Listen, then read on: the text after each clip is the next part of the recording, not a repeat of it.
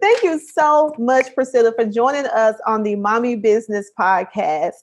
Your resume, it is like gold for the ladies of this, my audience pretty much. Like, I'm like, oh my goodness, yes, we need her to be a part of this podcast because she's going to drop a lot of good nuggets for us here. So thank you for accepting the invitation. I'm very excited. Well, before we get started, do you mind giving the listeners a little bit more information about you, a little background, and what you're currently doing? Sure.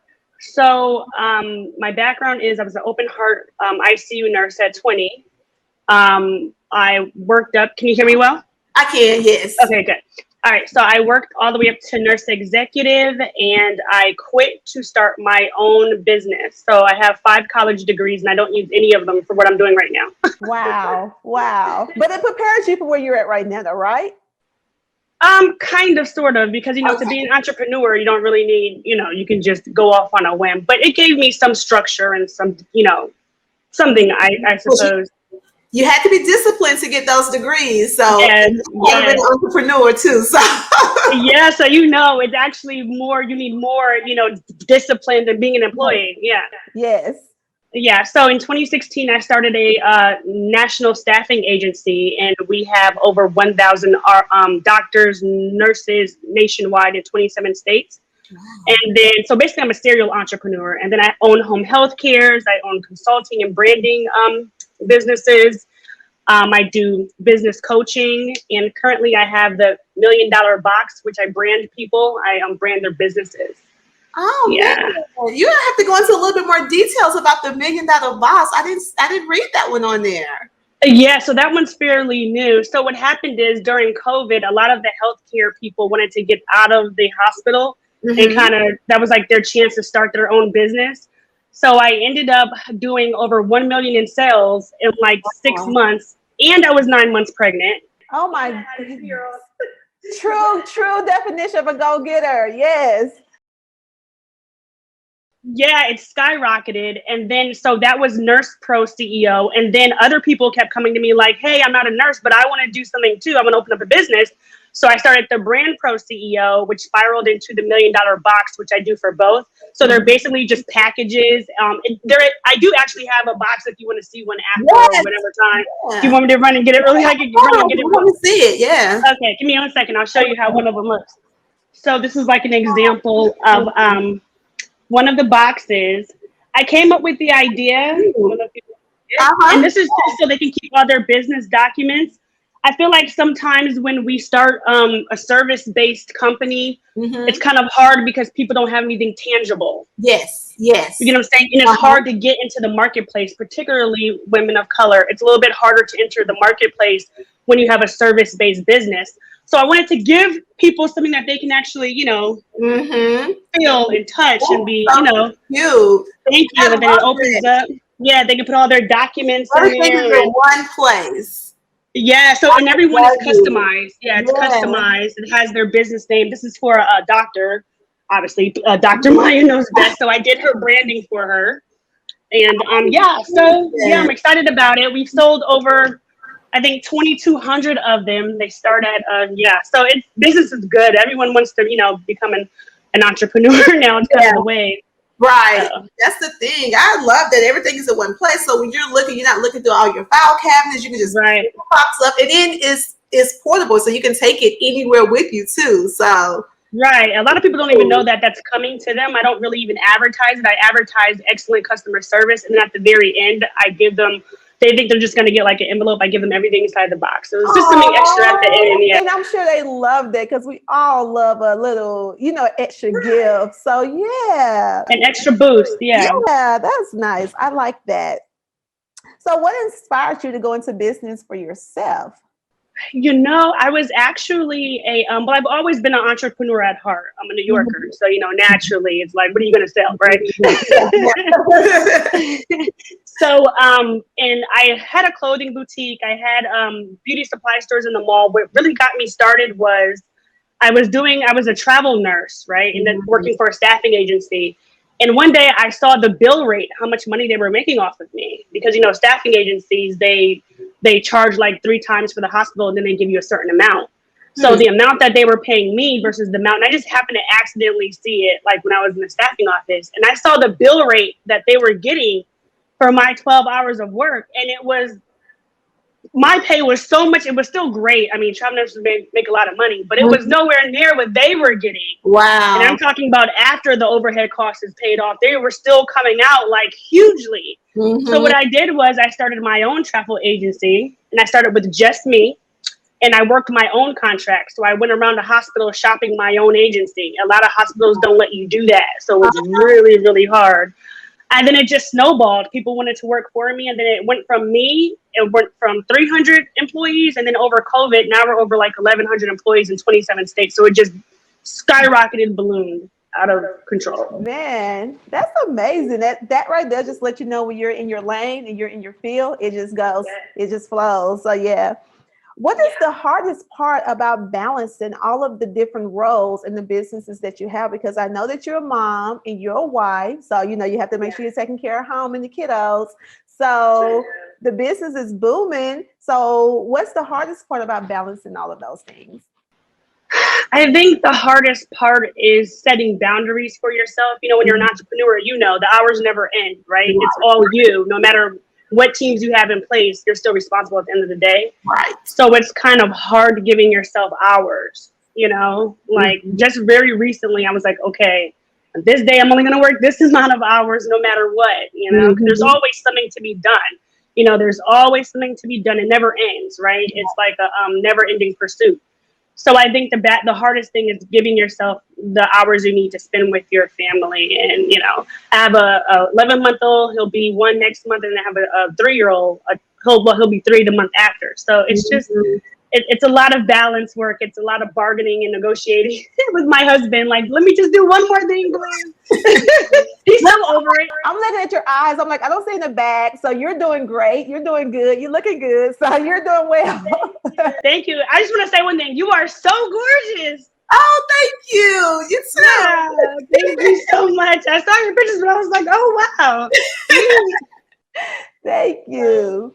So what is the best part about it, though? What makes it, well, not really easy, but at least one of the perks about what you're doing right now?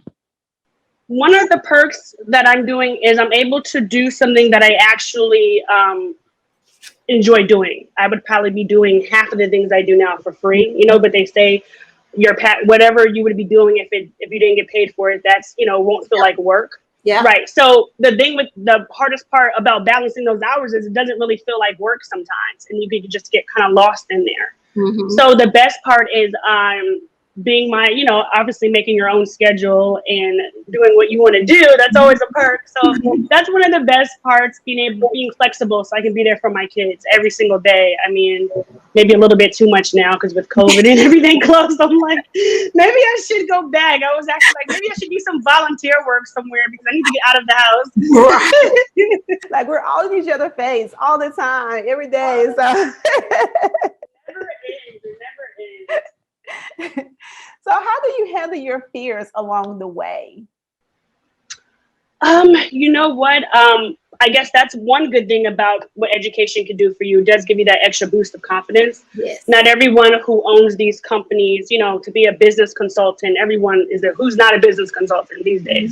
So I think there's definitely a boost knowing that I have those degrees to back me up, you know, so it gives me a little bit more confidence. Same thing with the staffing agency. You don't have to be a nurse or a doctor to own a medical staffing agency or a home health care, but I am a board certified nurse practitioner. So that helps me maneuver in other ways that they can't have an advantage.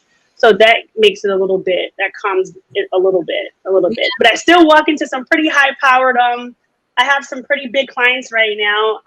And so sometimes I still get a little like, oh God, yeah, it's pretty big. Yeah.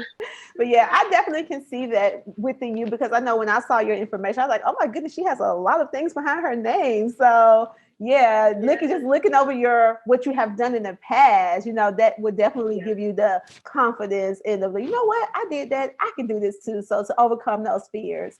So what advice can you provide to mothers and also wives that started their own business? The first thing I would say is make sure that it's something that you really enjoy doing. I think being a mom and a wife, you're already held to certain standards. And if you start a business venture just for money, of course, money's a very important factor, but if it's only for the money, it will be your third stressor outside of the marriage and kids. So make sure that it's something that brings you some sort of relief. So when you do go back to, your family, your husband and your kids, you are, de-stressed as much as you can be anyway. Mm-hmm. I like that. And, I wanted to ask you because when I first looked over all your information, I was like, listen, how do you do it? Like, what's the secret? Because it seems like you have it in order. I think I'm excellent with time management. On my last degree, I got my doctorate and I took 2 programs at once, the doctorate nurse practitioner and my MBA program concurrently together. And I was 8 months pregnant with the first kid. But it's time management. I think I'm really, really good at time management. I get a lot out of my day. I don't waste a lot of time, and the time I do waste, that time is scheduled. It's like, this is my time to not do anything, so leave me alone, Mm-hmm. So that, and also my husband is incredible.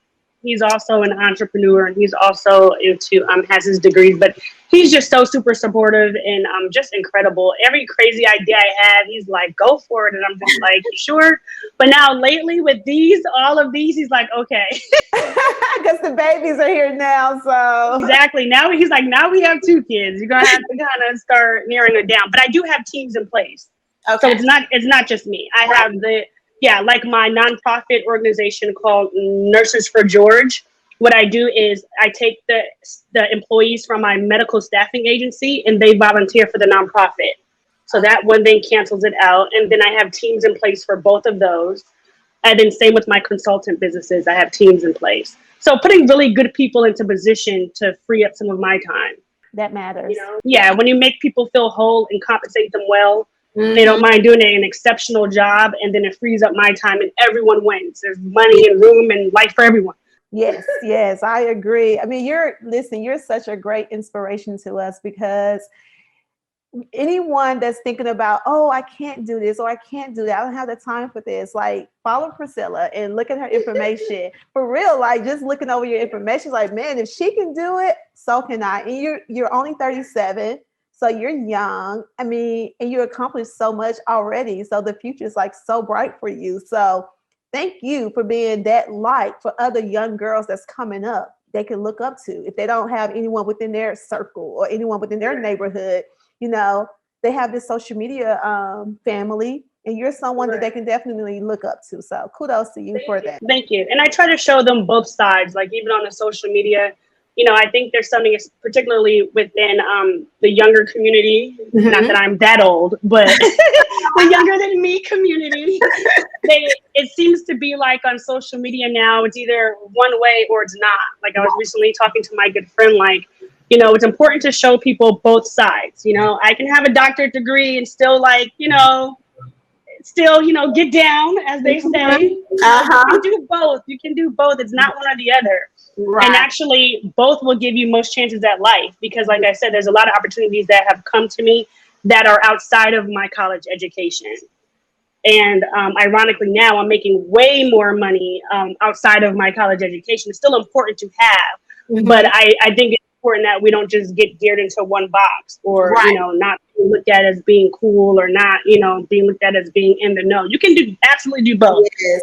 My dad used to tell me I burned the candle on both ends. And I think that's the part of my time management. I used to hang out, party all night long in college, 1 hour of sleep, take exams. So it's the same sort of kind of hustle, I guess. That's right. Yes, right. It's always like, I'm like, you work hard, but you also play hard. You don't just work, and you don't enjoy anything. You have to balance that. So you just can't, one can't outweigh the other. So you have to be, time management and balancing both of them. So I agree with that. And it's not like, I tell people all the time, like, don't put me in a box. There's no box. You do whatever you want to do. It just depends on the way the wind is blowing that day. So Exactly. So do you have any events or projects coming up that you would like to share with the audience? Yes, so I have 2 things. One for my healthcare people. I always try to, I just love entrepreneurialism, and I try to get everybody who will listen into it. even if you have a career, it's so good for your mental health Yes. to be a part of something outside of your career. Mm-hmm. And going back to your earlier question, I think that's how I got started. You know, being an open heart nurse at 20 and seeing a lot of really sad things so early on before you know the world.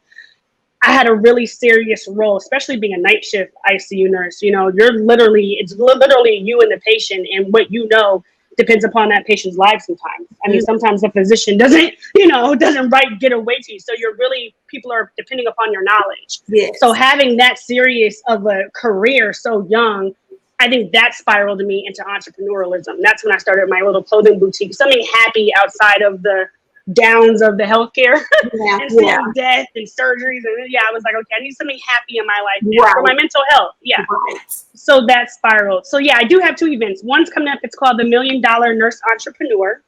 And the Las Vegas one is sold out, but we're going to have one in ATL and we're going to have one in LA. So the one in ATL is going to be on October 23rd. Okay. And the one in LA will be on October 3rd. Okay. And then I have one for not regular, but my super non-healthcare people, because I have to keep things separated. That's another thing. Non-healthcare. Yeah, because I have the NurseproCEO and then BrandproCEO, and then it gets all jumbled. So my brain is so compartmentalized. So I have one for every other type of entrepreneur besides healthcare. And that's going to be the $1 Million Entrepreneur and Small Business Workshop. Okay. And that's going to be in LA on October 2nd. And it's going to be in Atlanta on October 22nd. So before. So, and that's going to be really fun. What we're going to do is I'm going to teach people how to get minority-owned business certifications, women-owned business certifications. All of these things are necessary to get the federal contracts. There's a lot of money out there that people are not utilizing. It's sitting there and it goes away every year because no one's utilizing it. Mm-hmm. But the question, I'm not talking about grants or anything else. I'm talking about being a contractor with the federal government. So I'm going to show at the workshop, we're going to walk through that, show people how to become eligible, how to get the funds for their business, how to expand. We're going to go over branding, how to market yourself. We're going to go off of brand profitability. You know, like, is your brand even profitable? You may need to switch gears and product placement. So it's going to be really, really, really fun. And then the last 2 hours is going to be premium cocktails and networking. That's my favorite part. Listen, I'm going to sign up for the one in Atlanta. Like, that's a really great information. Like, that's going to be really, really good. So all of my listeners, you're a business owner, you're a mommy business, make sure you sign up for this. October the 22nd in Atlanta for just the regular, the not nurse field. Who would be me right now? Because I don't practice healthcare in any. I know I don't practice healthcare in any capacity, so I'm calling myself regular. You're among the regular people. So in the 23rd in October for Atlanta in the healthcare, and then on the 3rd in LA for healthcare, and the 2nd in LA for the regulars. Correct. That's so terrible. So terrible. So well, how can they sign up for it? So BrandproCEO.com. Okay. So BrandproCEO.com for the regular numbers, for everyone else besides healthcare, and then obviously NurseproCEO for the healthcare professionals. Thank you so much, Pricilla. How can my listener follow you on social media and actually find out more information about your services that you provide? So they can just go on my first and last name. So it's Pricilla Jankans. No I's or E's, all A's. I know my last name is so strange. So Pricilla Jankans, and that will lead you to everything else. I have all my links and everything up there. Thank you so much. Thank you for joining the Mommy Business Tribe. This has been great information, great tips. And I can't wait to see you in Atlanta, October the 22nd. I'm coming. Yes, thank you so much. And I want to say I love what you do. I follow all of your stuff. I went through all of your podcasts. I think I stayed up till like 2 a.m. a couple weeks ago. I went through all. They're really good. I love it. Oh, yay. Thank you. Just don't read the comments. They could be mean sometimes, but thank you. They're just haters. Thank you so much. You have a good rest of the day. You too. Bye-bye. Bye.